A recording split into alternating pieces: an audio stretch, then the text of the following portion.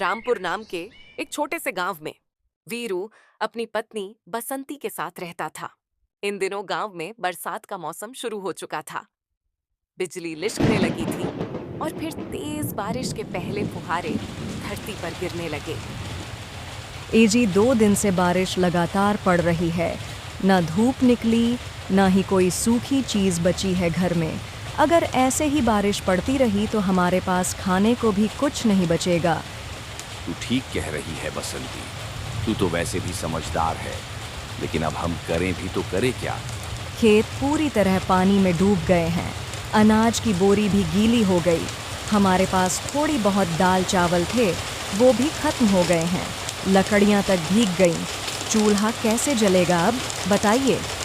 बसंती, तूने सुना नहीं? रामू काका कह रहे थे कि बारिश कम से कम 15 दिन और चलेगी। ना रास्ता खुलेगा, ना कोई बाहर से कुछ ला पाएगा। ऐसा तो मत बोलो जी। अगर इसी तरह पानी गिरता रहा तो हम खाएंगे क्या? पीने के लिए दूध भी नहीं बचा अब तो। बारिश लगातार पड़ती रहती है, फिर 2-3 दिन बाद रुक जाती है। मौसम खुलते ही वीरू काम ढूंढने के लिए घर से बाहर जाता है। मालिक, आपके पास अगर कोई भी काम हो तो बताइए। मैं कुछ भी करने के लिए तैयार हूं। बस घर में बैठकर बच्चों की भूख नहीं देखी जाती। अरे वीरू, मैं तेरा दुख समझता हूं, लेकिन जब से यह बरसात लगी है, मैं तो खुद अपने मजदूरों को आधा काम दे रहा हूं। खेत पानी में डूबे पड़े हैं, छत की मरम्मत भी रुक गई। अभी तो कोई काम नहीं है बेटा। मालिक, मैं हल भी जोत लूंगा, दीवार भी चिन दूंगा, जानवरों को चारा भी डाल दूंगा, चाहे पानी में भीग कर करना पड़े, मगर कुछ न कुछ काम तो दीजिए। बच्चों को 2 दिन से बस उबला पानी पिलाया। देखो वीरू, काम तो बहुत है। गौशाला की सफाई करनी बाकी है, अनाज की बोरियां भी लगानी हैं, मगर इन हालात में कुछ कर भी नहीं सकते। सारा काम ठप पड़ा है। मेरा भी नुकसान कम नहीं हुआ है। मैं भी मजबूर हूं बेटा। मालिक, अगर मुझसे कोई गलती हुई हो तो माफ कर दीजिए। शायद ऊपर वाला भी हमसे नाराज है। सोचता हूं कहीं मैंने किसी गरीब का हक तो नहीं मारा था, या किसी भूखे को बिना खिलाए लौटा दिया हो, तभी इतनी बड़ी सजा मिली। गलती किसी एक की नहीं वीरू बेटा, यह तो वक्त की मार है, कुदरत का कहर है, सब पर बराबर पड़ता है। तू फिक्र मत कर, जैसे ही पानी थमेगा सबसे पहला काम तुझे ही दूंगा। और सुन, आंगन में थोड़ी लकड़ियां और अनाज की बोरी रखी हैं, तू ले जाना। घर में बच्चों के लिए कुछ तो हो।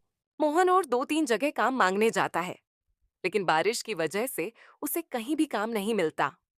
थक हार कर मोहन चौपाल की ओर जाता है और एक पेड़ के नीचे बैठ जाता है। वहां गांव के कुछ लोग बातें कर रहे होते हैं। अरे भाई सांबा, इस बार तो बारिश बढ़िया पड़ रही है। खेतों के लिए तो जैसे वरदान बन गई। बिल्कुल कालिया भाई, बारिश पड़नी भी चाहिए। अगर यह ना हो तो गर्मी जान ही निकाल लेती है। पिछले साल तो मई, जून और जुलाई में हालत खराब हो गई थी। सही कह रहे हो, इस बार तो मौसम भी वक्त पर पलट गया है। ऐसे ही 10 दिन तक लगातार पानी बरस जाए तो फसल भी जम जाए और गर्मी भी भाग जाए। बारिश की तो जरूरत है ही, बाद में तो फिर से धूप निकलेगी तो मिट्टी फट जाएगी। मैंने भी मौसम की खबर देखी थी। बताया जा रहा है कि पीछे से काफी भारी बादल आ रहे हैं। मतलब कि बारिश रुकने वाली नहीं है अभी? नहीं भाई नहीं, मौसम विभाग ने तो साफ कहा है, अगले 10 दिन तक लगातार बारिश हो सकती है। बाहर निकलना मुश्किल हो जाएगा। उन्होंने तो सलाह भी दी है कि लोग जरूरी राशन वाशन पहले ही घर में रख लें। तो फिर चिंता किस बात की? मैं तो आज ही सारा सामान लेकर आ जाऊंगा। चावल, दाल, आटा, तेल सब भर लूंगा घर में। फिर आराम से बरसात के मजे लेंगे। गर्मा गर्म खिचड़ी, पकड़ी और ऊपर से गर्म चाय। इतना सुनकर वीरू चौंक जाता है और मन ही मन में सोचता है, अगर बारिश ऐसी ही पड़ती रही तो हमारा तो काम खराब हो जाएगा। हमारे घर में तो खाने को भी नहीं है, और यह लोग 10 दिन तक बारिश बता रहे हैं। ऐसे में खाने को कहां से आएगा और घर का किराया कहां से दूंगा? वीरू लोगों की बातों से निराश होकर चिंता में डूबा हुआ अपने घर की ओर चल पड़ता है। अरे भाग्यवान, मैं अभी बाहर से सुनकर आ रहा हूं कि अगले 10 से 12 दिन तक लगातार बारिश होगी। मेरी तो कुछ समझ में नहीं आ रहा कि मैं क्या करूं, कहां जाऊं। क्या 10 से 12 दिन तक बारिश? वीरू जी, अगर ऐसा हुआ तो हम खाएंगे क्या? तुम्हें तो पता ही है घर की हालत कैसी है। हर तरफ से पानी टपक रहा है। अब तो बर्तन भी रखने की जगह नहीं बची। हाँ, मैं जानता हूं बसंती, इस टपकती छत के नीचे हम कब तक टिक पाएंगे। अगर और बारिश हुई तो बच्चों को भी बीमारियां लग सकती हैं। घर में सीलन बढ़ती जा रही है। वीरू देखो, सेठ जी का किराया भी देना है। पहले ये 2 महीने का बाकी है। अगर ऐसे ही हालात रहे तो हम कहाँ से किराया भरेंगे? वो तो सुनते भी नहीं हमारी बात। यही तो मेरी भी समझ में नहीं आ रहा। एक तरफ बारिश रुकने का नाम नहीं ले रही, दूसरी तरफ जेब में फूटी कौड़ी नहीं है। बसंती, ये सब मैं अकेले कैसे संभाल पाऊंगा? वीरू डार्लिंग, मैं जानती हूँ कि तुम कोशिश कर रहे हो, लेकिन अब वक्त ऐसा आ गया है कि अकेले की नहीं, दोनों की लड़ाई है। हमें मिलकर ही रास्ता निकालना होगा। अगले दिन ही आसमान में अचानक काले काले बादल उमड़ने लगते हैं और तभी तेज बारिश शुरू हो जाती है, जैसे आसमान फट पड़ा हो। पानी की बूंदें जमीन पर गिरते ही मिट्टी की खुशबू फैलाने लगती हैं। वीरू देखो, बारिश और भी तेज हो गई है और यह छत तो जैसे बिल्कुल जवाब दे चुकी है। हर कोने से पानी टपक रहा है। एक तरफ से बारिश की मार है, दूसरी तरफ भूख की मार। अब तो घर में पका भी नहीं सकते, चूल्हा भी गया। मैं क्या करूं बसंती, समझ नहीं आ रहा। बाहर सैलाब जैसा मंजर है, ऐसे में बाहर निकलूं तो जाऊं कैसे? वीरू देखो, मैं जानती हूँ बाहर हालात अच्छे नहीं हैं, लेकिन सोचो ज़रा, अगर यह बारिश ऐसे ही चलती रही तो हम खाएंगे क्या? बच्चों को क्या खिलाओगे? और ये टपकता हुआ घर आज नहीं तो कल हमारी जान ले लेगा। यह भूख हमें उससे पहले तोड़ देगी। बसंती, इतनी बारिश में निकलना जान जोखिम में डालने जैसा है। रास्ते में कीचड़ ही कीचड़ है, पैर भी फिसल सकता है। और फिर मुखिया जी क्या मदद करेंगे? वो खुद हर बार बहाना बना देते हैं। वीरू, तुम्हें जाना ही होगा। यह वक्त बहानों का नहीं है। अगर अब नहीं गए तो कल को पछताने का भी मौका नहीं बचेगा। जाओ, सीधा जाओ मुखिया जी के पास। उन्हें हमारे हालात बताओ, उनके सामने हाथ जोड़ो, पांव पड़ो, अगर ज़रूरत हो तो, लेकिन कुछ न कुछ तो लेकर आओ। वीरू मुखिया के घर पैसे उधार लेने के लिए इस कहरठाती बारिश में निकल जाता है। मुखिया जी, अरे मुखिया जी, तनिक बाहर आकर बात तो सुनिए। मुखिया जी वीरू की आवाज सुनकर जल्दी से घर के बाहर आते ही वीरू से पूछते हैं, अरे वीरू, तू वो भी इतनी बारिश में यहाँ कैसे, और वो भी मेरे घर के बाहर? क्या कोई बहुत जरूरी बात है? मुखिया जी, इस बारिश ने तो मेरा जीना ही हराम कर दिया है। छत से लगातार पानी टपक रहा है। घर के अंदर जैसे नदी बह रही है। बच्चे ठंड से कांप रहे हैं और चूल्हा तो 2 दिन से जल भी नहीं पाया। न खाने को कुछ है और पैसे भी नहीं है। मजबूरी में ही आपके पास आया हूँ। अरे वीरू, बारिश तो अभी कम से कम 8 से 10 दिन और चलेगी। तू जानता ही है ना, इस बार गर्मी बहुत तेज पड़ी थी। बारिश होनी तो जरूरी थी। ऊपर वाले की मेहरबानी है जो अब राहत मिल रही है। मुखिया जी, यही बारिश आप जैसे अमीर लोगों के लिए राहत बनकर आती है।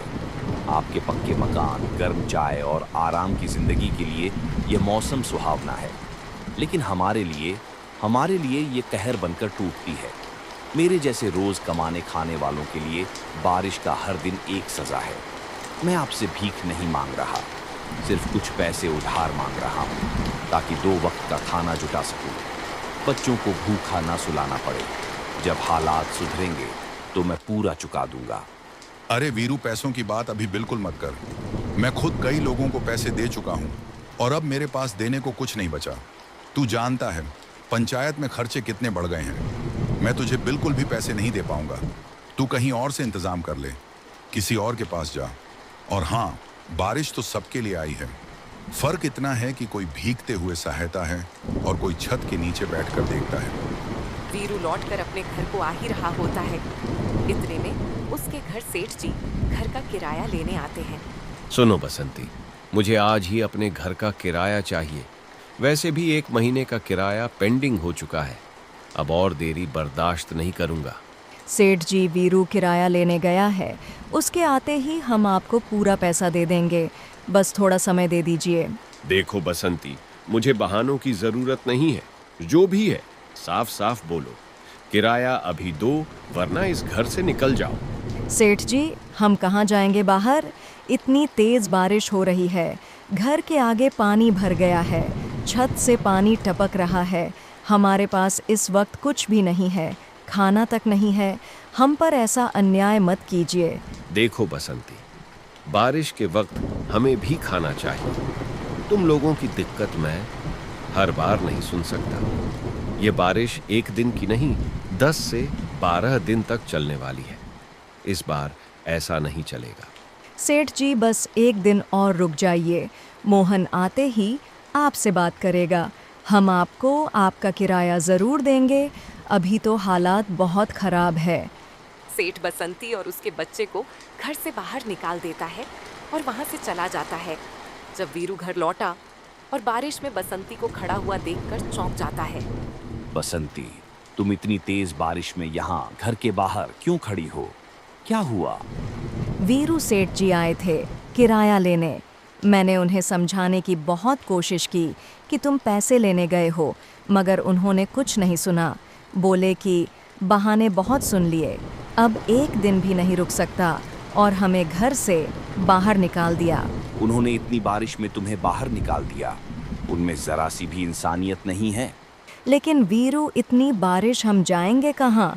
कीचड़, पानी, अंधेरा, हमारे पास छाता भी नहीं है, और तुम भी तो थके हुए हो।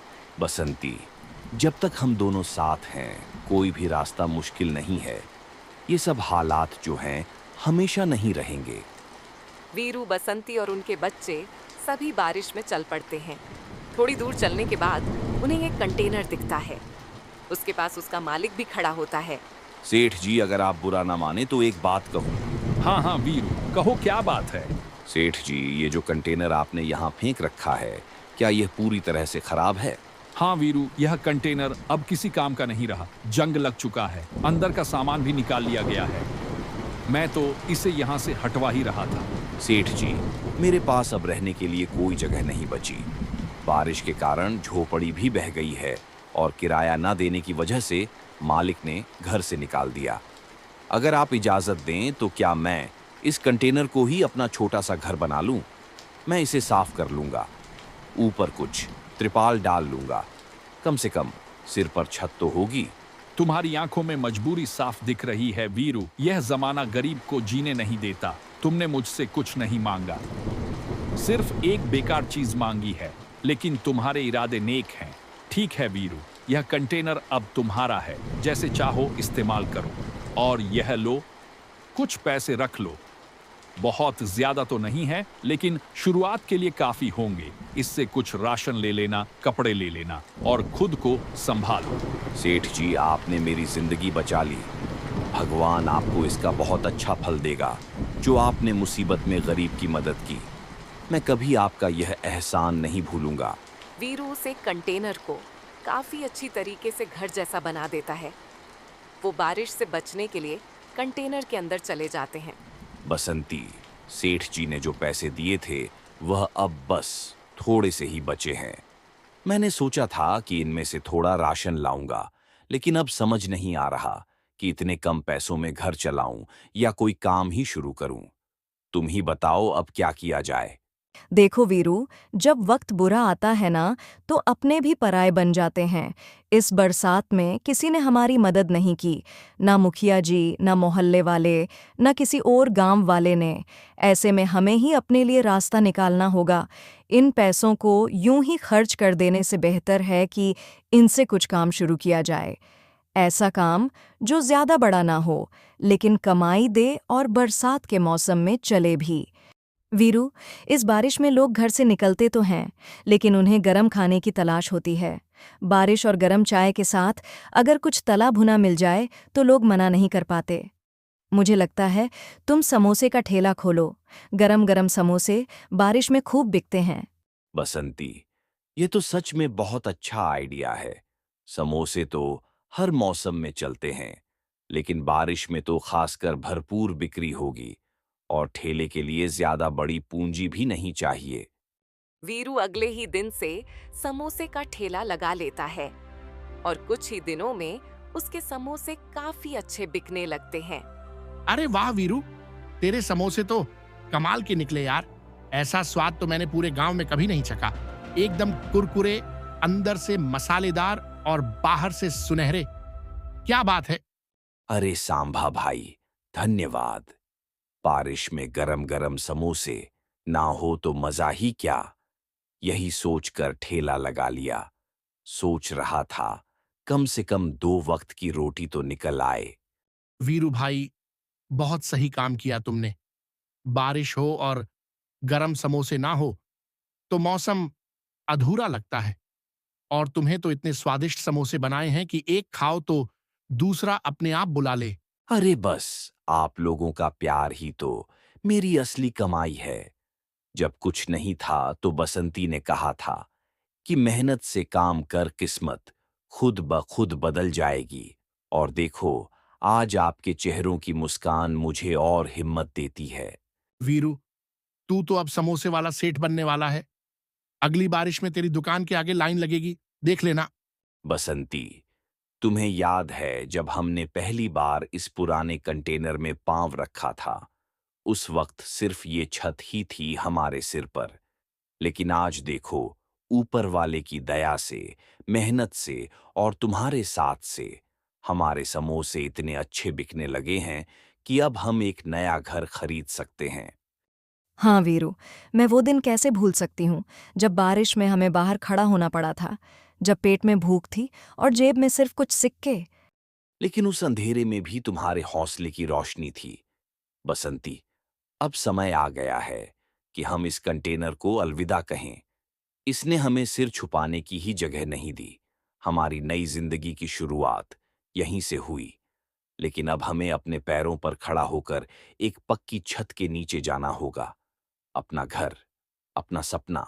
तुम बिल्कुल सही कह रहे हो वीरू। हमने दिन रात मेहनत की, हर बारिश में जलते चूल्हे के पास खड़े रहकर समोसे तले और हर ग्राहक की मुस्कान से हौसला मिला। अब वो मेहनत रंग लाई है। मैंने बाजार में एक छोटा लेकिन साफ सुथरा मकान देखा है।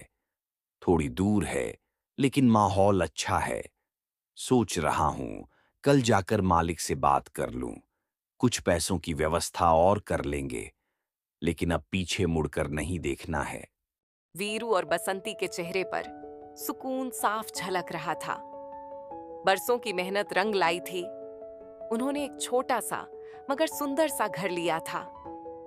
बसंती हर सुबह आंगन में झाड़ू लगाती, फिर तुलसी को जल चढ़ाकर प्रार्थना करती, हे ऊपर वाले, तेरा लाख लाख शुक्र है